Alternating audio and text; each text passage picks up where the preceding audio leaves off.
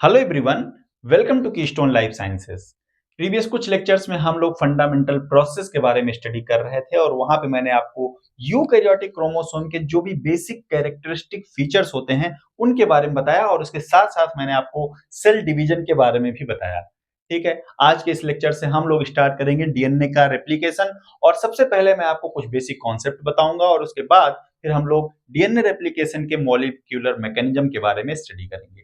ठीक है, तो बेसिक कॉन्सेप्ट स्टार्ट करने से पहले सबसे पहले मैं आपको बताना चाहूंगा, थोड़ा सा मैं आपको सेल डिवीजन वाला जो हमारा लेक्चर था वहां पे वापस लेके चलूंगा। वहां से हम लोग बेसिक कॉन्सेप्ट बिल्ड करना स्टार्ट करेंगे। मैंने आपको बताया था कि जब कोई सेल डिवीजन फेज में एंटर करती है तो वहां पे दो मेजर मॉलिक्यूलर मैकेनिज्म्स होते हैं। ठीक है, दो मेजर मॉलिक्यूलर प्रोसेस होती हैं और पहली प्रोसेस उसमें होती है डीएनए का रेप्लिकेशन और दूसरी प्रोसेस क्या होती है, उन दोनों रेप्लिकेटेड डीएनए का प्रॉपर सेग्रीगेशन।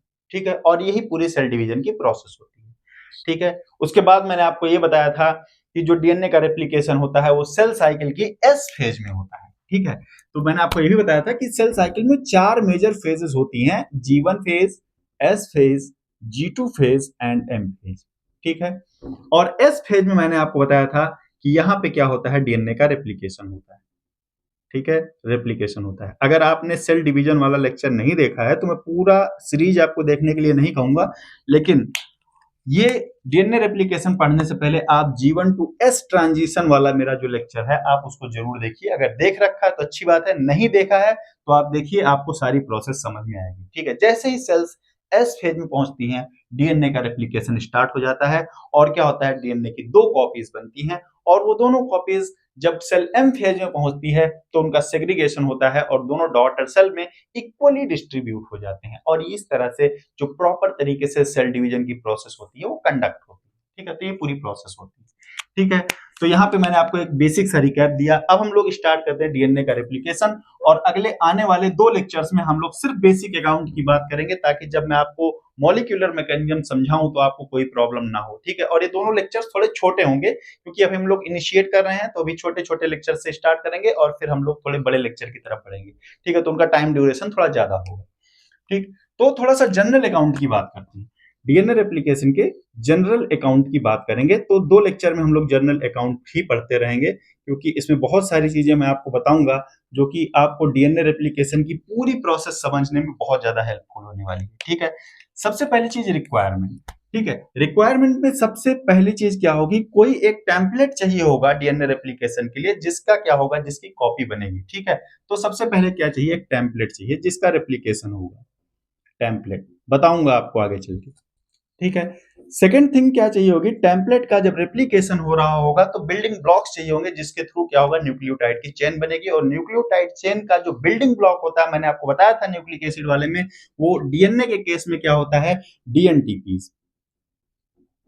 तो आपको क्या चाहिए होगा, टेम्पलेट चाहिए होगा और डीएनटीपीज चाहिए होंगे। इसका फुल फॉर्म भी मैंने आपको बताया था, याद रखिएगा। इसका फुल फॉर्म होता है D oxy ribo nucleoside triphosphate.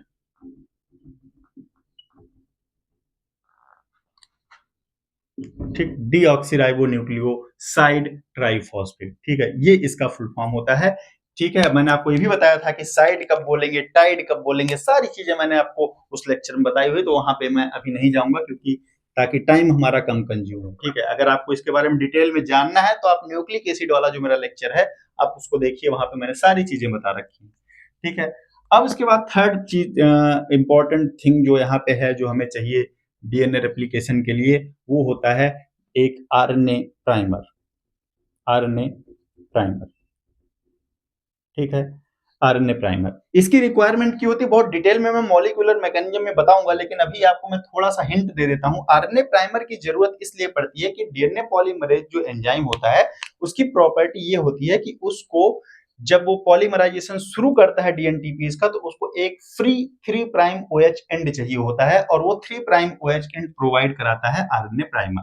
ठीक है, अब मैं आपको ये भी बताऊंगा कि वहां पे सिर्फ आरएनए प्राइमर ही क्यों होता है, डीएनए प्राइमर क्यों नहीं हो सकता, ये सारी चीजें हम लोग आगे चल के डिस्कस करेंगे। ठीक है, उसके बाद ये तो तीन इंपॉर्टेंट चीजें हो गई, बेसिक सी चीजें होंगी जो हमें चाहिए किसके लिए, डीएनए रेप्लिकेशन के लिए। इसके अलावा ठीक है, ये सारी चीजें अगर सिस्टम में अवेलेबल हैं तो ये पूरी प्रोसेस को कंडक्ट करने के लिए वहां पे कुछ नेसेसरी प्रोटीन्स और एंजाइम्स की जरूरत पड़ेगी। ठीक है, तो उनकी भी लिस्ट मैं यहीं पे आपको दे देता हूं। कुछ necessary enzymes enzymes and proteins.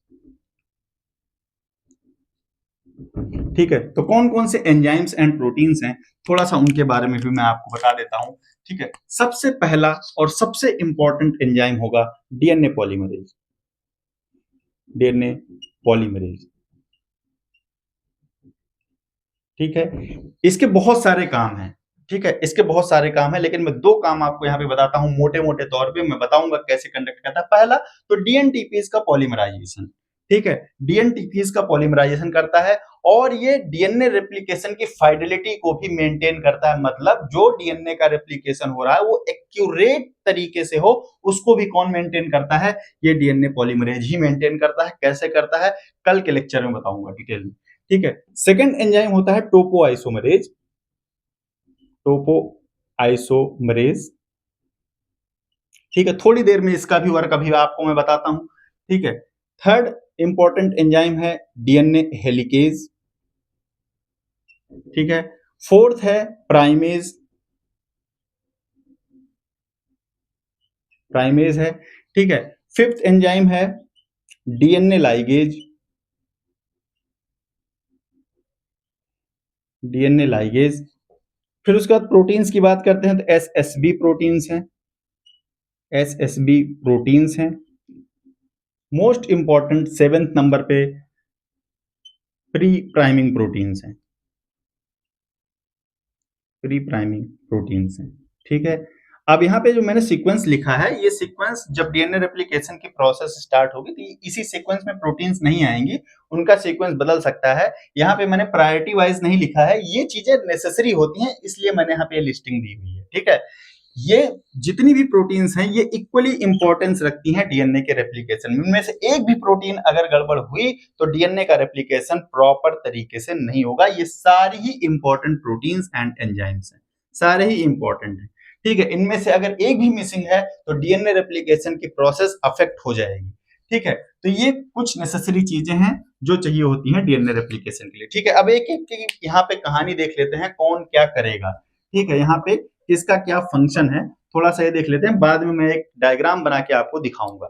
ठीक है, सबसे पहले बात करते हैं डीएनए पॉलीमरेज की। तो डीएनए पॉलीमरेज मैंने आपको बता दिया ये क्या करेगा, पॉलीमराइजेशन करेगा।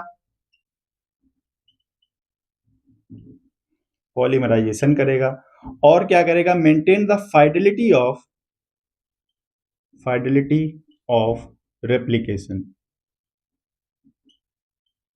ठीक है, fidelity of replication. Toppo isomerase क्या करता है, it remove the super coiling. Removes the super coiling. Super coiling. मैंने भी आपको डीएनए सुपर क्वाइलिंग नहीं पढ़ाया है, मैं पढ़ाऊंगा आगे चल के। डीएनए सुपर क्वाइलिंग के बारे में सब कुछ बताऊंगा। ये क्या करता है टोपो आइसोमरेज, ये टोपोलॉजी को चेंज करता है, डीएनए की टोपोलॉजी को चेंज करता है। और जिसके थ्रू क्या होता है, जब ये डीएनए की टोपोलॉजी को रिमॉडिफाई करता है और ये सुपर क्वाइलिंग को रिमूव करता है, तो जो रेप्लिकेशन मशीनरी होती है वो क्या करती है, वो अपने ओरिजिन साइट को आसानी के साथ एसेस कर पाती है। ठीक है, उसके बाद आता है हेलिकेज। हेलिकेज क्या करता है, ये अनवाइंड करता है डीएनए डबल हेलिक्स को क्या करता है, अनवाइंड करता है। Unwinds DNA double helix. DNA double helix को क्या करता है, अनवाइंड करता है। ठीक है, उसके बाद है प्राइमेज। प्राइमेज सिंथेसिस करता है, synthesis of RNA primer. RNA primer की सिंथेसिस करता है। ठीक है, डीएनए लाइगेज क्या करता है, डीएनए लाइगेज निक लाइगेशन करता है। बताऊंगा निक लाइगेशन क्या होता है। निक लाइगेशन, ये निक लाइगेशन करता है। ये भी कल के लेक्चर में डिस्कस करूंगा मैं, क्योंकि ये इंपॉर्टेंट थिंग, बहुत ही इंपॉर्टेंट टॉपिक है। ठीक है, यहाँ से क्वेश्चन आपसे पूछा जा सकता है, इसलिए मैं इसको मर्ज नहीं करूंगा। कल जब मैं आपको डीएनए पॉलीमरेज के बारे में बताऊंगा तो उसी के साथ में मैं आपको निक लाइगेशन और डीएनए लाइगेज के बारे में बताऊंगा। SSB proteins are single strand binding protein. थोड़ी देर में इनके बारे में बताता हूं, ये क्या है, सिंगल स्ट्रैंड बाइंडिंग प्रोटीन्स, ये सिंगल स्ट्रैंड बाइंडिंग प्रोटीन्स होती हैं। और प्री प्राइमिंग प्रोटीन क्या होती है? बेसिकली लाइसेंसिंग फैक्टर्स होते हैं। लाइसेंसिंग फैक्टर्स होते हैं। लाइसेंसिंग फैक्टर का मतलब कि डीएनए को ये लाइसेंस मिलना कि अब आपको रेप्लिकेट करना है, तो वो काम कौन करती है? कुछ प्री प्राइमिंग प्रोटीन्स हैं वो करती हैं। ठीक है, अब ये सारी प्रोटीन्स कैसे काम करती हैं उसकी मैं एक पिक्चर आपको बना के दिखाता हूं कि किस तरीके से डीएनए का रेप्लिकेशन इनिशिएट होता है। ठीक है, जब मैं आपको यूकैरियोटिक क्रोमोसोम के बारे में बता रहा था, फिर से मैं थोड़ा सा आपको बैकग्राउंड में लेकर के चलता हूं और वहीं से हम लोग स्टार्ट करेंगे इस पूरे लेक्चर को। ठीक है, जब मैं आपको यूकैरियोटिक क्रोमोसोम के बारे में बता रहा था, तो मैंने आपको बताया था कि अगर एक यूकैरियोटिक क्रोमोसोम को एग्जिस्ट करना है, उसको अपनी एग्जिस्टेंस बना के रखना है, तो वहां पे 3 मेजर रीजन पाए जाते हैं। ठीक है, 3 मेजर रीजन पाए जाते हैं। कहां पे? यूकैरियोटिक क्रोमोसोम में। Eukaryotic chromosome. ठीक है, यूकैरियोटिक क्रोमोसोम में मैंने आपको बताया था कि 3 रीजन्स इंपॉर्टेंट होते हैं जो इसकी एग्जिस्टेंस को बनाए रखने में इंपॉर्टेंट रोल प्ले करते हैं। सबसे पहला होता है origin of replication. Origin of replication. ठीक, ओरिजिन ऑफ रेप्लिकेशन। दूसरा होता है सेंट्रोमियर। और तीसरा होता है टीलोमियर। और इन तीनों के बारे में मैंने आपको ऑलरेडी बता रखा है। ठीक है, टीलोमियर्स। ठीक, टीलोमियर्स। ठीक, ये 3 रीजन ऐसे होते हैं जो यूकैरियोटिक डीएनए की एग्जिस्टेंस को बनाए रखने में क्या करते हैं? हेल्प करते हैं। कैसे हेल्प करते हैं? मैं थोड़ा सा फिर से बता देता हूं आपको। ओरिजिन ऑफ रेप्लिकेशन डीएनए का वो पोर्शन होता है जहां से डीएनए का रेप्लिकेशन स्टार्ट होता है। तो इसका मतलब ये हुआ कि अगर ये ओरिजिन ऑफ रेप्लिकेशन का जो पोर्शन है ये डीएनए में से हटा दिया जाए तो डीएनए का रेप्लिकेशन नहीं होगा। और अगर डीएनए का रेप्लिकेशन नहीं होगा तो सेल डिवीजन में जब जा रही होगी तो क्या होगा? डीएनए का रेप्लिकेशन ही नहीं होगा तो आगे की प्रोसेस स्टॉप हो जाएगी। ठीक है, क्योंकि वहां पे डीएनए डुप्लीकेट हुआ ही नहीं है तो डॉटर सेल में सेग्रीगेट क्या होगा? ठीक है, सेकेंड थिंग सेंट्रोमियर। मैंने आपको बताया था कि सेंट्रोमियर क्रोमोसोम का वो रीजन होता है जहां से काइनेटोकोर न्यूक्लिएट होते हैं। और काइनेटोकोर वो प्रोटीन कॉम्प्लेक्स होते हैं जहां से माइटोटिक स्पिंडल्स आकर के बाइंड करते हैं। ठीक है, तो अगर सेंट्रोमियर नहीं होगा तो माइटोटिक स्पिंडल बाइंड कहां से करेंगे? और अगर माइटोटिक स्पिंडल नहीं बाइंड कर पाएंगे तो क्या होगा? तो क्रोमोसोम का सेग्रीगेशन ही नहीं हो पाएगा। ठीक है, तीसरा इंपॉर्टेंट जो रीजन होता है वो होता है टीलोमियर। टीलोमियर जो होते हैं वो क्रोमोसोम के एंड पे पाए जाते हैं।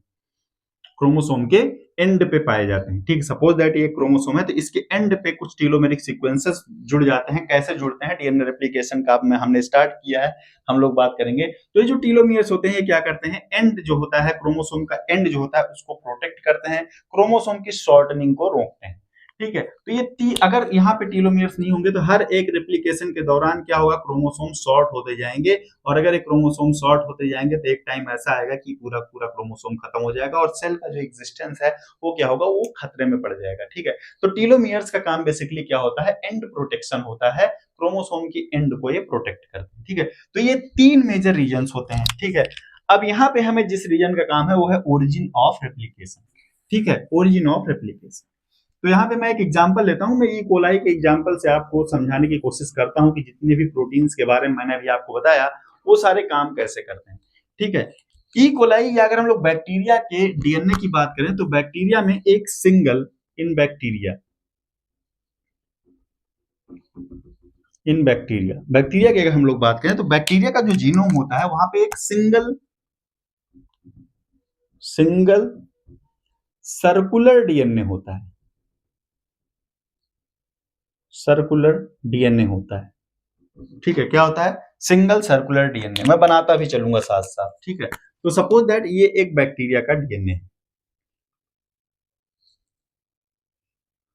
ठीक है, ये सर्कुलर डीएनए है। ठीक है, सर्कल में होता है। यहाँ पे एक चीज लिखना मैं भूल गया, वो होता है single circular double standard DNA. ठीक है, डबल स्टैंडर्ड डीएनए होता है, मतलब इसमें क्या होगा? डबल स्ट्रैंड होगा, 2 स्ट्रैंड्स होंगे इसमें। ठीक, मैंने बना तो ऐसे दिया है इसको, बट एक्चुअली में कैसे होता है वो भी मैं आपको बना के दिखा देता हूं। ठीक है, ये मैंने आपको समझाने के लिए ये वाला बनाया, एक्चुअली में ये इस तरीके से होता है, क्योंकि डबल हेलिकल होगा ना, तो डबल हेलिकल होगा तो ये आपस में वाइंड रहेंगे दोनों स्ट्रैंड्स, ठीक है। तो ये वाइंड अराउंड रहते हैं, जैसे मैंने आपको डबल हेलिकल स्ट्रक्चर बताया था, कुछ उस तरीके से रहते हैं। ये मैंने आपको सिर्फ समझाने के लिए बनाया हुआ है, क्योंकि हमें आपको दिखाना है कि डीएनए का रेप्लिकेशन इनिशिएट कैसे होता है, ठीक है। सिंगल सर्कुलर डीएनए होता है। अब मैंने आपको बताया कि अगर डीएनए को रेप्लिकेट करना है तो वहां पे स्पेसिफिक ओरिजिन ऑफ रेप्लिकेशन होता है, वहां पे साइट्स होती हैं, ठीक है। तो बैक्टीरिया के पास एक सिंगल ओरिजिन ऑफ रेप्लिकेशन की साइट है, ठीक है। क्या है? Single origin of replication site है, और इसको कहा जाता है ओडीसी, ठीक है।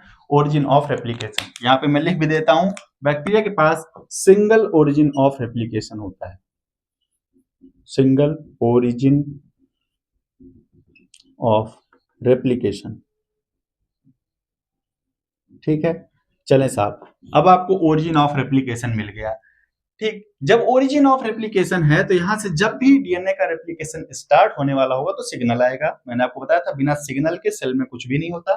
सिग्नल आएगा, जैसे ही इसको रेप्लिकेशन का सिग्नल मिलेगा तो वो सिग्नल ट्रांसडक्शन के दौरान सबसे पहले एक्टिवेट होती हैं प्री प्राइमिंग प्रोटीन्स।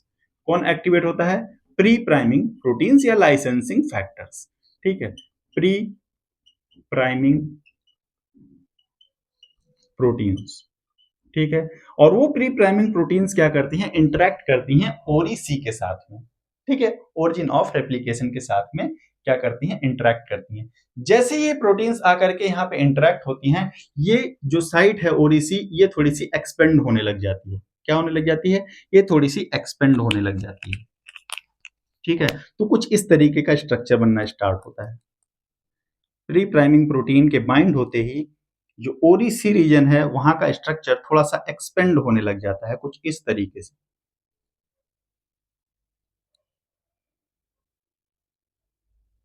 ठीक है। और जैसे ये स्ट्रक्चर एक्सपेंड होना शुरू होता है तो ये एक स्ट्रक्चर ले लेता है, स्पेसिफिक स्ट्रक्चर, जिसको थीटा कहा जाता है। इसीलिए कहा जाता है कि बैक्टीरिया में थीटा मोड ऑफ रेप्लिकेशन होता है, थीटा मोड ऑफ रेप्लिकेशन।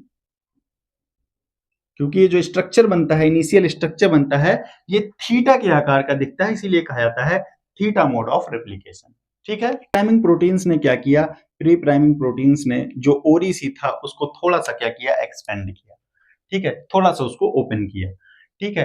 अब इस चीज को मैं अलग से बना के आपको समझाता हूँ, ठीक है। इस चीज को अब मैं थोड़ा सा अलग से बना के आपको समझाने की कोशिश करता हूँ, ठीक है। क्योंकि यहाँ पे मैं सर्कुलर फॉर्म में ही अगर बनाता रहूंगा ये चीजें तो आपको समझ में नहीं आएगी, ठीक है। सबसे पहले मैं इस चीज को बनाता हूँ, ठीक है। इस चीज को मैं सबसे पहले बनाता हूँ। सपोज दैट ये है बैक्टीरिया का डीएनए। अब मैं इसको लीनियर बना रहा हूँ बट है ये सर्कुलर फॉर्म में, ठीक है। और ये क्या है? ये है ओरीसी, ये है ओरीसी, ठीक है। ये है ओराइसी, ठीक। यहां से कौन आकर के बाइंड करता है? यहां से आकर के बाइंड करती है प्री प्राइमिंग प्रोटीन्स, ठीक है। कौन आके बाइंड किया? यहां से आकर के बाइंड की हैं प्री प्राइमिंग प्रोटीन्स, ठीक है। ये है प्री प्राइमिंग प्रोटीन्स, ठीक है। ये आकर के बाइंड कर गई प्री प्राइमिंग प्रोटीन, ठीक है। जैसे ही प्री प्राइमिंग प्रोटीन्स बाइंड करती, मैंने बताया यहाँ पे ये एक्सपेंड होना स्टार्ट हो जाता है, ठीक है। जैसे ही एक्सपेंड होता है तो कुछ इस तरीके का स्ट्रक्चर बनता है, ठीक। ये कुछ इस तरीके का स्ट्रक्चर बन जाता है, ठीक। अब ओरीसी क्या हुआ? ये खुल गया है थोड़ा सा। जैसे ये खुलता है, यहां से आकर के बाइंड करता है सबसे पहले हेलिकेज, ठीक है। कौन आकर के बाइंड करेगा? आ गया हेलिकेज, ठीक है। हेलिकेज आकर के बाइंड किया, और जहां से एक्सपेंड हुआ है तो दोनों साइड पे एक एक हेलिकेज आकर के लोड हो जाएगा, ठीक है। दोनों साइड पे क्या होगा? एक एक हेलिकेज आकर के लोड हो जाएगा। इसका मतलब ये हुआ कि ये हेलिकेज इधर से अनबाइंडिंग करेगा, हाइड्रोजन बॉन्ड को तोड़ेगा, और ये वाला हेलिकेज क्या करेगा? इस हाइड्रोजन बॉन्ड को तोड़ेगा। तो दोनों तरफ से क्या होगा? डीएनए की अनबाइंडिंग स्टार्ट हो जाएगी, ठीक है। दोनों तरफ से डीएनए की अनबाइंडिंग स्टार्ट होगी। इसका मतलब जो डीएनए का रेप्लिकेशन होगा वो इधर भी होगा और इधर भी होगा। इसका मतलब ये हुआ कि जो बैक्टीरिया होती है उनमें single origin of replication site है और बाई डायरेक्शनल रेप्लिकेशन होता है। By directional by directional replication होता है यहाँ पे, ठीक है। अब आकर के यहाँ पे लोड हो गया है कौन? हेलिकेज, हेलिकेज आगे आगे चलेगा और डीएनए को अनबाइंड करता रहेगा। ठीक है, हेलिकेज क्या करेगा, डीएनए को अनबाइंड करता रहेगा। मैं आपको स्टेप बाय स्टेप इससे सारी चीजें दिखा रहा हूं, बट ये सारी चीजें जो भी यहाँ पे मैं लोडिंग दिखा रहा हूँ ये लगभग एक साथ ही सब लोड होते जाते हैं स्टेप बाय स्टेप। ठीक है, तो उसके बाद क्या होगा, यहाँ पे हेलिकेज ने क्या किया, डीएनए की ओपनिंग स्टार्ट कर दी, डीएनए की ओपनिंग स्टार्ट कर दी। ठीक, और हेलिकेज ने क्या किया, हाइड्रोजन बॉन्ड को तोड़ते तोड़ते, ये क्या है, हेलिकेज है, हेलिकेज ने क्या किया, हाइड्रोजन बॉन्ड तोड़ते तोड़ते क्या किया, दोनों स्ट्रैंड को सेपरेट किया। ठीक है, अब यहाँ पे देखिए ये दोनों स्ट्रैंड सेपरेट तो हो गए हैं, लेकिन क्योंकि ये दोनों एक दूसरे के कॉम्प्लीमेंट्री हैं तो वो वापस से जुड़ सकते हैं। ठीक है, वापस से हाइड्रोजन बॉन्ड बना सकते हैं, इसीलिए ये वापस से हाइड्रोजन बॉन्ड ना बना लें, इसलिए इनको रोकने के लिए, इनको सेपरेट रखने के लिए एक प्रोटीन होती है एसएसबी, अभी मैंने आपको बताया था, सिंगल स्ट्रैंड बाइंडिंग प्रोटीन्स। जैसे ही हेलिकेज दोनों स्ट्रैंड्स को सेपरेट करना शुरू करता है, एसएसबीज आती हैं और सिंगल स्ट्रैंड से बाइंड कर जाती हैं। ठीक है, एसएसबीज आकर के बाइंड कर जाती हैं। ठीक है, ठीक है, जैसे ही हेलिकेज ने अलग किया, एसएसबी आकर के बाइंड की, दोनों स्ट्रैंड्स क्या हुए, अलग हो गए, तो इस पूरे पूरे स्ट्रक्चर को कहा जाता है रेप्लिकेशन बबल। ये क्या है, रेप्लिकेशन बबल का फॉर्मेशन होता है, रेप्लिकेशन बबल। ठीक है, रेप्लिकेशन बबल का फॉर्मेशन हो जाता है। ठीक है, फिर से ध्यान से सुनिएगा, ओरिजिन साइड से आकर के बाइंड करती हैं, ओरिसी से आकर के बाइंड करती हैं pre priming proteins. Pre priming proteins हल्का सा डीएनए को मेल्ट करेंगी। ठीक है, जैसे डीएनए सेपरेट होना शुरू होगा, हेलिकेज एंटर कर जाएगा, हेलिकेज आएगा, हेलिकेज दोनों स्ट्रैंड को सेपरेट करेगा by the breakage of hydrogen bonding between the complementary base pairs. ठीक है, हाइड्रोजन बॉन्डिंग को ब्रेक करके क्या करेगा, दोनों स्ट्रैंड को सेपरेट करेगा। दोनों स्ट्रैंड्स एक दूसरे के कॉम्प्लीमेंट्री हैं तो फिर से बाइंड ना कर जाएं, इसको रोकने के लिए वहां पे एसएसबीज हैं, एसएसबीज आकर के दोनों स्ट्रैंड्स को क्या करती हैं, सेपरेट रखती हैं, तब तक जब तक कि डीएनए का रेप्लिकेशन पूरा ना हो जाए। ठीक है, ये दोनों क्या करेंगी, सेपरेट रहेंगे। ठीक है, और यहाँ पे जो स्ट्रक्चर बना सेपरेशन के बाद उसको कहा जाता है रेप्लिकेशन बबल। ठीक है, और जैसे ही रेप्लिकेशन बबल बन करके रेडी होगा, यहां पे कौन एंटर कर जाएगा, यहां पे एंटर कर जाता है आरएनए प्राइमेज, आरएनए प्राइमेज या प्राइमेज। ठीक है, अब प्राइमेज का फंक्शन मैंने आपको बताया था, सिंथेसिस ऑफ आरएनए प्राइमर्स। ठीक है, तो ये कुछ मैंने आपको बताया रेप्लिकेशन बबल। ठीक है, तो रेप्लिकेशन बबल बन चुका है, अब यहां से हम लोग स्टार्ट करते हैं। ठीक है, ये है रेप्लिकेशन बबल। ठीक है, ये रेप्लिकेशन बबल है, इसमें मैंने बताया हेलिकेज यहाँ पे आगे आगे चल रहा है, ये अनबाइंड करता हुआ। हेलिकेज क्या कर रहा है, जो डीएनए, जो डीएनटीपीज के बीच में जो हाइड्रोजन बॉन्ड्स बने हुए हैं उनको ब्रेक करता हुआ ये आगे जा रहा है। ठीक है, और दोनों स्ट्रैंड्स को सेपरेट कर रहा है, एसएसबीज आकर के वहां से बाइंड है। अब एसएसबीज मैं यहाँ पे नहीं दिखाऊंगा क्योंकि मैं आपको यहाँ पे अब कुछ और दिखाने वाला हूँ, बट एसएसबीज जो होती हैं वो यहाँ पे बाइंड होती हैं। ठीक है, अब क्या होगा, अब प्राइमेज आया है तो क्या करेगा, वो प्राइमर की सिंथेसिस कर देगा। ये 5 प्राइम मैंने बताया आपको, ये 3 प्राइम मैंने आपको बताया, ध्यान से देखिएगा, ये 5 प्राइम होगा तो ये 3 प्राइम होगा। ठीक है, अभी जहां पे रेप्लिकेशन बबल बना हुआ है, अगर हम यहां से इसको काट दें तो यहाँ पे आपको दो रेप्लिकेशन फॉर्क आपको यहाँ पे दिखेंगी। ठीक है, अब ये एक डायरेक्शन में इधर पे इस तरफ होगा रेप्लिकेशन, ठीक है, और दूसरा इस तरफ रेप्लिकेशन होगा। ठीक है, इसीलिए मैं कह रहा हूं यहाँ पे बाई डायरेक्शनल रेप्लिकेशन होगा, मतलब प्राइमर्स यहाँ पे भी जुड़ेंगे और यहाँ पे भी जुड़ेंगे। इसका मतलब ये हुआ कि अगर एक रेप्लिकेशन बबल बन रहा है, ध्यान सुनिएगा, अगर एक रेप्लिकेशन बबल बन रहा है तो वहां पे 4 आरएनए प्राइमर्स की जरूरत होगी। ठीक है, 4 आरएनए प्राइमर्स की, एक प्राइमर यहाँ पे, एक प्राइमर यहाँ पे, एक प्राइमर यहाँ पे और एक प्राइमर यहाँ पे। ठीक है, ये होती है कहानी। ठीक, अब यहाँ पे आप लोग देखिए, ये अगर 5 प्राइम, अगर ये 5 प्राइम है तो ये क्या होगा, ये होगा 3 प्राइम। ठीक है, ये अगर 3 प्राइम है तो ये होगा 5 प्राइम। ठीक है, यहां से मैंने कट कर दिया इसको, दोनों दोनों रेप्लिकेशन फॉक्स को मैंने अलग किया हुआ है। ठीक है, ये अगर 3 प्राइम है तो यहाँ पे क्या होगा, 5 प्राइम होगा, और ये अगर 5 प्राइम है तो यहाँ पे क्या होगा, 3 प्राइम होगा। ठीक है, और डीएनए का रेप्लिकेशन आपको पता होगा हमेशा 5 प्राइम टू 3 प्राइम डायरेक्शन में होता है। ठीक है, तो अब किस डायरेक्शन में यहां पर जुड़ेंगे, कौन, आरएनए प्राइमर्स आके किस डायरेक्शन में जुड़ेंगे, थोड़ा सा उसकी बात करते हैं हम लोग। ठीक है, तो आरएनए प्राइमर आकर के जुड़ेगा, पहला जो आरएनए प्राइमर आकर के जुड़ेगा वो यहां से जुड़ेगा, मान लीजिए यहां से जुड़ा। ठीक है, ठीक, क्या होगा, ये अगर 3 प्राइम है तो ये आरएनए का 5 प्राइम होगा और ये डीएनए की सिंथेसिस इस डायरेक्शन में करेगा, 5 प्राइम टू 3 प्राइम डायरेक्शन। ठीक है, ये अगर 3 प्राइम है तो 5 प्राइम यहाँ पे होगा। अब अगर यहाँ पे 5 प्राइम है और 3 प्राइम यहाँ पे है तो इसका मतलब ये होगा कि आरएनए प्राइमर यहाँ पे जुड़ेगा। आरएनए प्राइमर यहाँ पे जुड़ेगा क्योंकि 3 प्राइम डायरेक्शन में जुड़ेगा, ठीक है। 5 प्राइम टू 3 प्राइम होनी है सिंथेसिस, तो ये 5 प्राइम हुआ तो सिंथेसिस कैसे होगी, इस तरीके से सिंथेसिस हो रही होगी, ठीक है। कुछ इस तरीके से सिंथेसिस होगी, ऊपर से सिंथेसिस शुरू होगी, ठीक है। वहीं दूसरे स्ट्रैंड की अगर हम लोग बात करें तो अगर यहाँ पे 5 प्राइम है, ठीक है, 3 प्राइम इस तरफ है, तो यहाँ पे क्या जुड़ेगा, आरएनए प्राइमर जुड़ेगा और ये आरएनए प्राइमर का 5 प्राइम होगा और रेप्लिकेशन इस डायरेक्शन में होगा, ठीक है। ये अगर 3 प्राइम है तो यहाँ पे क्या होगा, यहाँ पे भी प्राइमर यहाँ पे जुड़ेगा, ठीक है, ये 5 प्राइम हो जाएगा और रेप्लिकेशन इस डायरेक्शन में चलेगा, ठीक है। तो आप देख रहे होंगे कि रेप्लिकेशन कैसे किस डायरेक्शन में जा रहा है, आपको अच्छे से दिख रहा होगा, ठीक है। अब अगर इस रेप्लिकेशन फॉर्क को मैं अलग बनाऊं तो आपके शायद कुछ ज्यादा समझ में आए, ठीक है। मैं एक साइड की रेप्लिकेशन फॉर्क बना रहा हूं, ठीक है, ये मैंने बना दिया, देखिए ये कुछ इस तरीके से आपको बना हुआ दिखता होगा, ठीक है, बुक्स में आपको कुछ इस तरीके से बना हुआ दिखता होगा, ठीक है। तो अगर ये 5 प्राइम है और ये 3 प्राइम है, ये 3 प्राइम है और ये 5 प्राइम है, ठीक है। मैंने आपको बताया कि डीएनए की जो रेप्लिकेशन की डायरेक्शनलिटी है वो 5 प्राइम टू 3 प्राइम डायरेक्शन में होती है। इसका मतलब ये हुआ कि आरएनए प्राइमर यहां पे जुड़ा, अगर